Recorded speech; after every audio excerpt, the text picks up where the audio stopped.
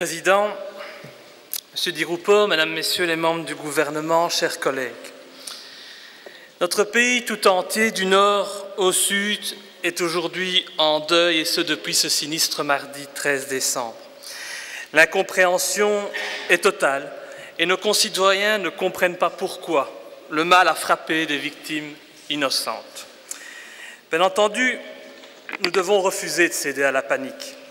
L'horreur peut malheureusement nous frapper à n'importe quel moment, mais nous ne pouvons pas pour autant accepter de vivre dans l'angoisse et la méfiance permanente. L'autre, même s'il n'a pas la même couleur de peau, la même religion, la même origine, n'est pas pour autant un monstre en puissance. Ne nous trompons pas de cible.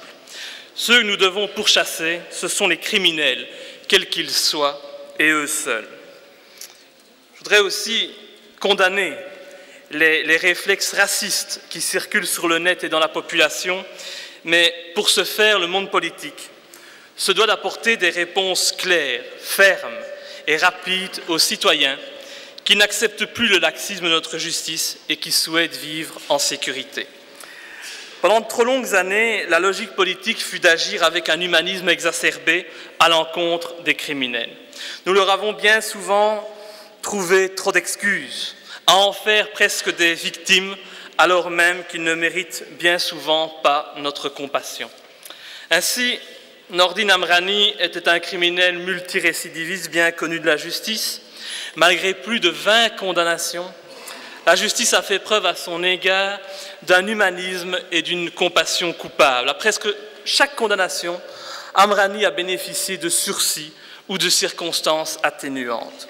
Ce mardi, pourtant, Amrani a démontré qu'il n'était pas digne de cette compassion et qu'il n'avait, lui, aucun respect pour la société, aucun respect pour la vie humaine. Ce drame démontre donc de manière implacable l'échec de la politique judiciaire et carcérale en Belgique. Amrani a tué d'innocentes victimes, mais le monde politique et les différents gouvernements précédents sont en quelque sorte, excusez-moi de le dire, complices de ce criminel. En 2008, c'est vrai, cet individu fut condamné à 5 années de prison. Si je compte bien, il devrait donc toujours y être. Mais non, non, car bien entendu, chez nous, la justice agit avec humanisme. Elle ne veut surtout pas traumatiser ces pauvres délinquants. Ainsi, 2 ans seulement après sa condamnation, ce criminel est sorti de prison et a bénéficié d'une libération conditionnelle. Alors, Madame la ministre de la Justice, quand j'entends à la télévision que vous souhaitez répondre à ce drame en luttant contre le trafic d'armes, eh bien je me dis que vous vous trompez de direction. Le problème, Madame, n'est pas là. Le problème se situe au niveau de la logique judiciaire et carcérale dans notre pays. Vous savez, aujourd'hui, la population ne peut plus accepter la tolérance coupable dont notre système judiciaire fait preuve à l'égard de ceux qui ne respectent pas nos lois. La population veut retrouver une justice ferme, une justice qui tout simplement se met du côté des victimes. Depuis longtemps, mon parti, le MLD, estime qu'il faut mettre un terme aux libérations conditionnelles et opter pour des peines incompressibles, des peines qui respectent les sanctions prononcées par les juges ou les jurys populaires.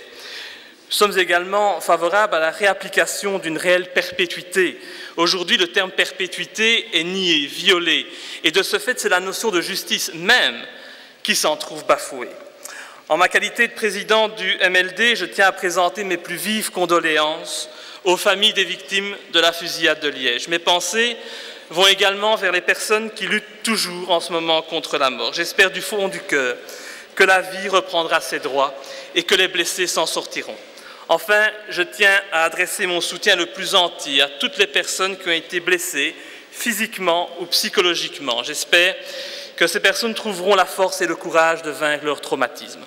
Pour terminer, je voudrais souligner la solidarité citoyenne qui s'est manifestée tout au long de cette journée tragique et qui continue à se manifester, mais aussi le courage des chauffeurs d'été qui n'ont pas hésité à braver le danger pour porter secours aux victimes.